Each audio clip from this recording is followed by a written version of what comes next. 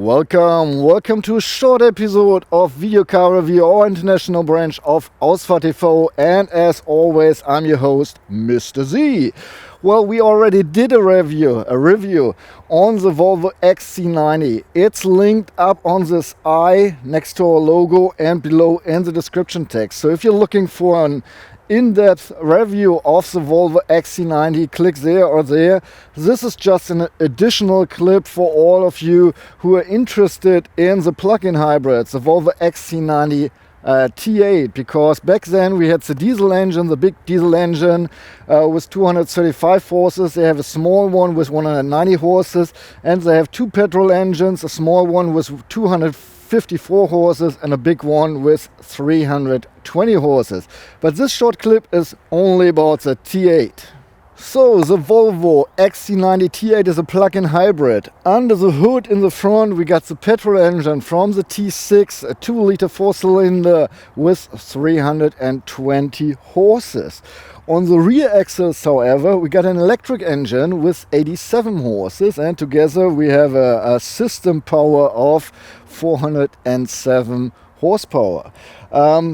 The battery is in between the front seats. It's good for 9.2 kilowatt hours, and you can charge it in the best way in 2.5 hours if you have, a powerful outlet, or with a regular home outlet it takes you 6 hours to recharge it. You can recharge while driving as well, or charge while driving. It's not very efficient, and it only gives you a reach of 10 electric kilometers. Well, Volvo is giving us some numbers in their press release. They say you can drive up to 43 kilometers all electrically and up to a speed of 125 kilometers per hour. Well, I say from my experience, and I've driven this car already in late 2016 on the Volvo Winter Experience. The petrol engine kicks in between 70 and 90 kilometers per hour. It might relate to my foot on the throttle that I'm just not tender enough or something, but I've never reached the 125 kilometers per hour on the electric engine. Besides that, they claim 43 kilometers of full electric reach. Well, I'd say if I, charge the battery all the way up and start the engine, it says, 34, And once you drive, and if you're not driving like, with a raw X sort of, then you have a real electric reach between 25 and 30 kilometers according to, how many times you have to stop on a traffic light, and so on and so on. Well, quick look under the hood at least. And this hood is not really speeding. So here we got the 2-liter 4-cylinder with 320 horses. It's good for maximum torque of 400 Newton meters. And you get them in a range between 2,200 and 5,400 RPM. Attached we have a 8-speed Geartronic automatic transmission. And this engine and transmission just works for the front axis. Well, I don't know how to hit here because the engine is on the rear axis, the electric engine, which has 87 horses, and it's good for maximum torque for 240 Newton meters. Well, since we have the system separated, we can just add the values, and so we have a system power of 407 horses and 640 Newton meters. Volvo already announced a stronger version of the T8, a Polestar version, that's a sport trim of Volvo, and this one should come with 421 horsepower, so 14 horses more than this version right here, and it's supposed to be here in August 2016. Well, just briefly, the basic specs about our test car. It accelerates, the Volvo XC90 T8 accelerates from 0 to 100 kilometers per hour or 62 miles per hour in 5.6 seconds. And the top speed is reached at 240 kilometers per hour or 143 miles per hour. The gas tank of the Volvo XC90 T8 is smaller than the regular one. It's just good for 50 liters or 13.2 US gallons. Volvo gives a fuel consumption figure of 2.1 liters for every 100 kilometers driven, or 111.9 miles per US gallon. This is due to the weird regulation here in Germany or in Europe for plug-in hybrids, so don't give too much about it. CO2 emissions for the Volvo XC90 T8 should be 49 grams per kilometer according to Volvo. Same stuff. The length is the same with a regular car. It's 4.95 meters long, so 195 inches, with a wheelbase of 2.98 meters or 117 inches. It is 1.77 meters high, so 70 inches, and it's 1.95 meters wide, so 77 inches, with a span of 2.14 meters or 84 inches from mirror tip to mirror tip. For the turning circle, you need at least 12.1 meters or 39.7 feet of free space. The curb weight comes in at 2,319 kilograms or 5,113 pounds. The maximum loaded weight is 3,010 kilograms or 6,636 pounds. In Germany, our test car would cost around about 99,360 euros. Okay, just for you to see it once, that's a thing to load up the car with a regular power outlet from home, plug it in at home, and put this baby here in the charger part, and now it would be charging, you know, if we had electric power here. It takes 6 hours on your home outlet, unless you give some stronger version or some loading station in your garage, and then it's just taking 2.5 hours in the best case. If you wondered how you prevent people from stealing this or just unplugging your car, it is well, once you put it in, you cannot just put it out. You have to unlock the car and then you can release the handle.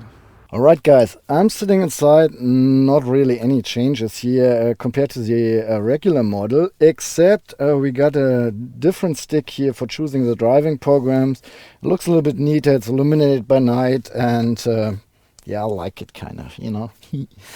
Besides that, if I start the engine, I just did, you don't hear anything because it always starts with electric power, so totally silent, and the engine kicks in whenever you want it to kick in.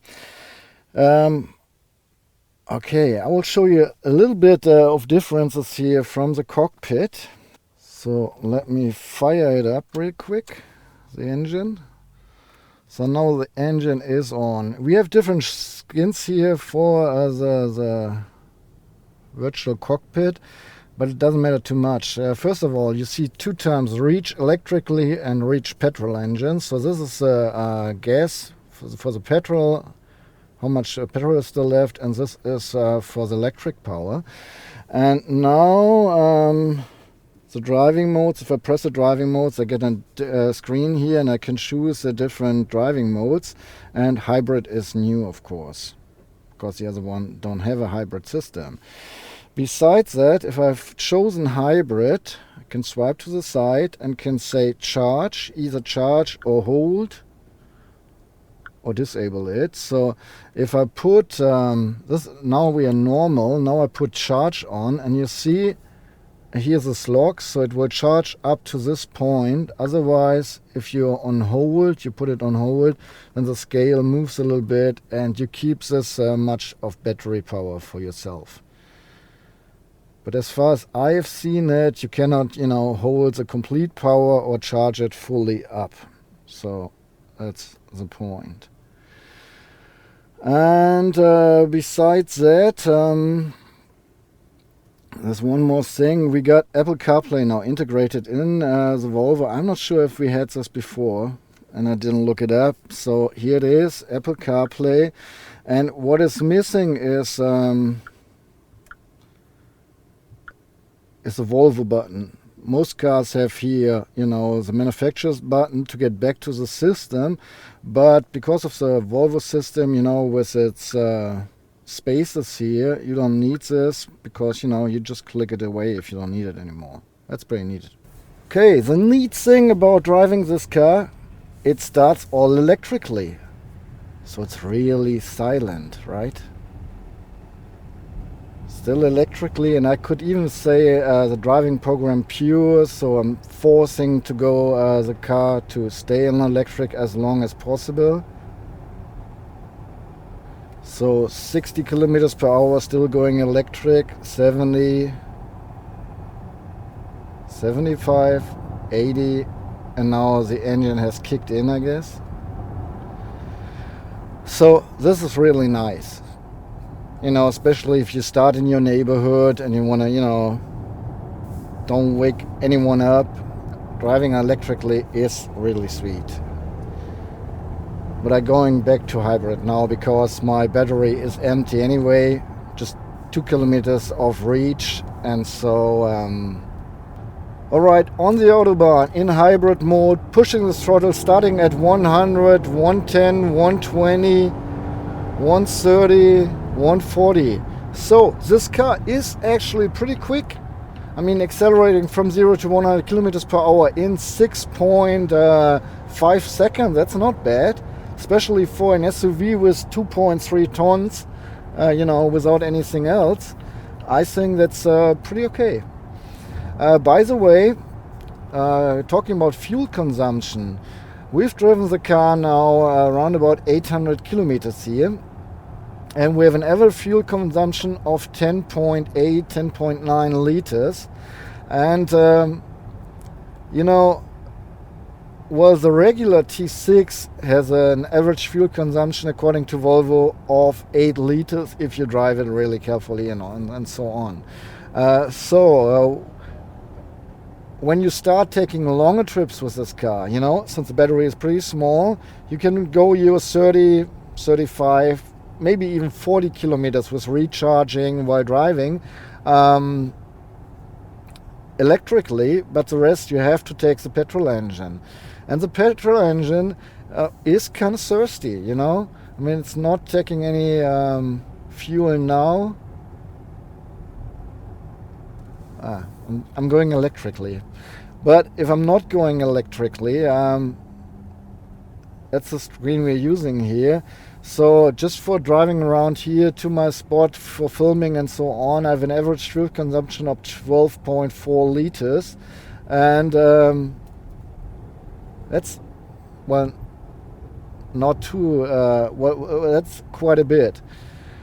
And so I think an average fuel consumption, if you're not only going, you know, inside the city limits with less than 30 kilometers, then you will have a fuel consumption of 10 liters. Okay, now accelerating a little bit from 100 to 110. It says 25 liters for average. Now it's not taking anything, but just keeping the speed now. Fuel consumption is going up 11, 12 liters, you know, in average. So it takes some fuel, especially if you drive sporty, you know, you can even sum this up, go even farther to the top. So it does make sense if you're driving only short ways inside the city limits, or at least close to a power outlet. Let's say you have a drive to work of 20 kilometers, you can go there all electrically, charge the car, go back full electrically. Of course, then you save a lot of fuel. But the other way around, you know, you have a trip of 100 kilometers.